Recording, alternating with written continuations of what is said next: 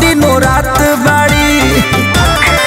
ए भाई हो हमर वाली तो कैले नवरात बाड़ी, उ तो भूखे रहत दिन रात बाड़ी। हमरा खातिर जान माई से भाड़ा भाखेली, कि नव दिन माथे टीका सर पे दुपट्टा रखेली। कि नव दिन माथे टीका सर पे दुपट्टा रखेली।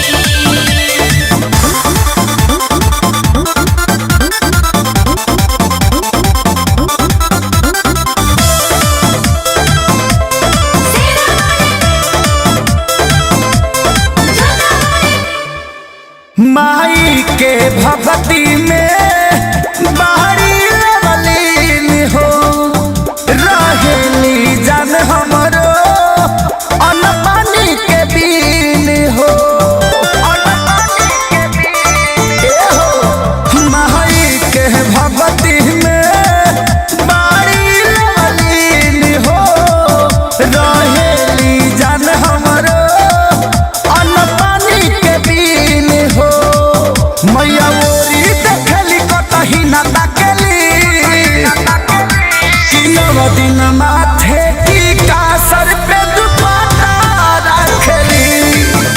कि नव दिन माथे टीका सर पे दुपट्टा रखेली। जय मां जय मां जय मां जय मां जय मां जय मां जय मां जय मां।